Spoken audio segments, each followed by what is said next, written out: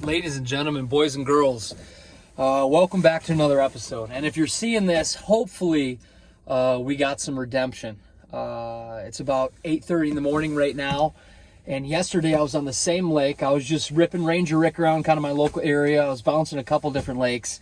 I drilled quite a few holes yesterday and I found a pile of fish from about 2 feet to 8 feet off bottom. They look like crappies. I caught a couple of them. They were crappies.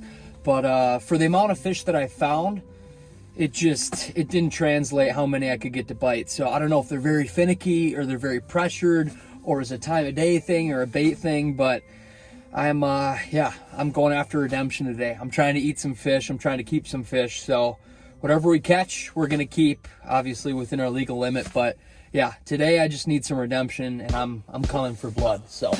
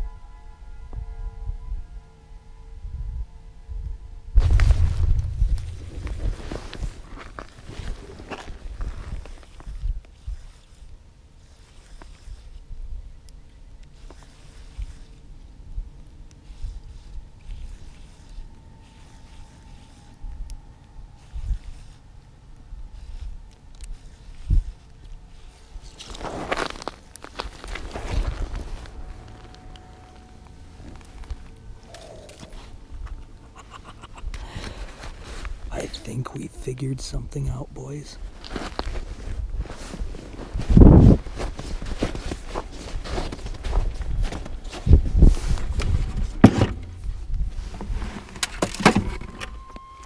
Right out the gate, I'm starting with a little clam pro tackle half ant with some wax worms on the back.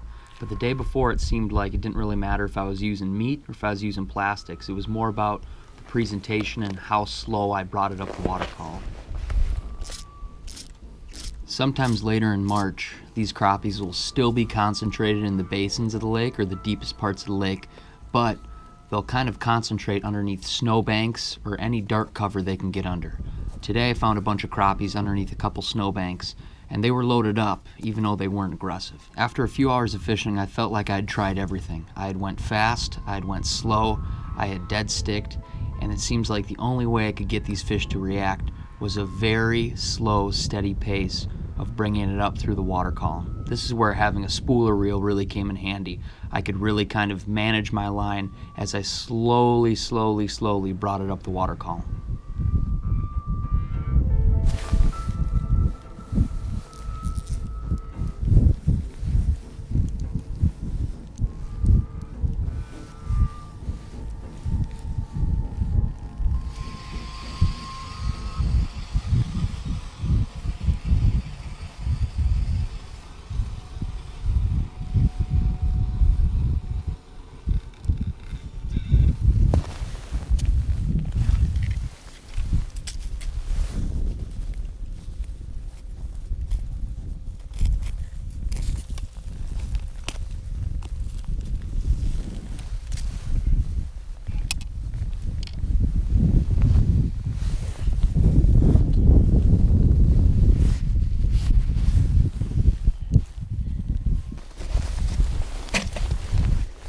After a while, I figured out basically the best way to detect a bite was keep my eyes off the Vexilar and just watch my spring bobber. Today I was using an Elliott Rods Inhaler, and it's got a long, floppy spring bobber. And what I like about a long floppy spring bobber is you can detect the lightest bites. So basically I just watched my spring bobber as I slowly crawled it up the water column, and all of a sudden,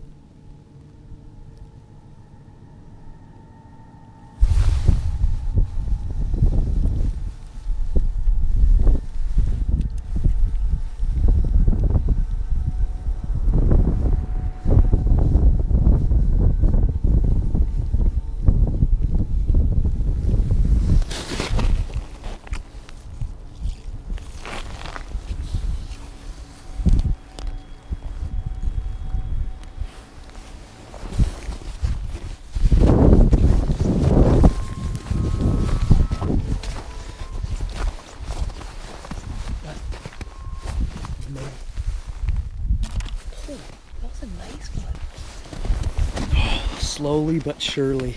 My buddy Drew and I, we switched up a lot of things. Right now I've just got a tiny little motor oil Mackie plastic on and a half ant.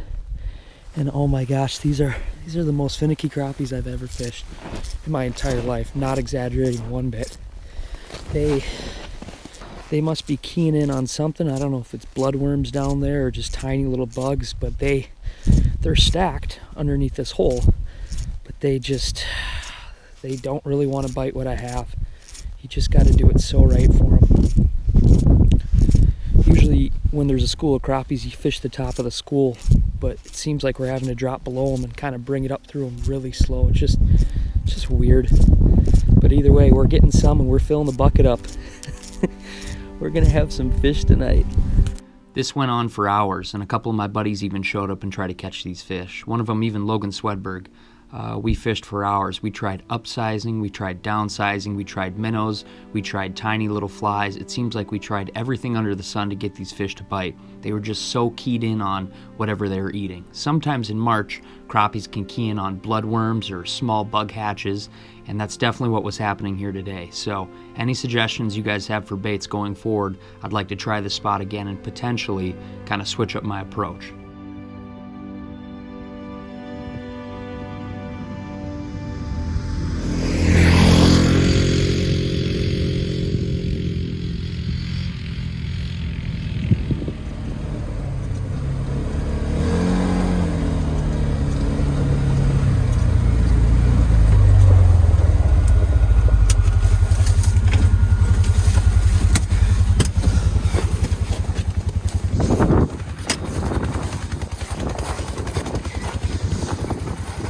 Already, I think I'm gonna bounce to another lake. If I just showed somebody this pail of fish, they'd probably think, dang, you had a pretty awesome day crappie fishing.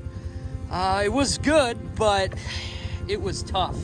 I'm talking really tough. These fish were some of the most finicky crappies I've ever fished for, but we got some to take back for the pan and we're lake hopping. So let's keep moving and grooving to the next lake.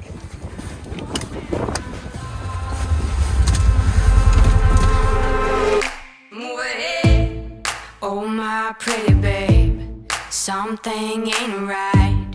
Got to find a way to move ahead. Oh my pretty babe, I won't be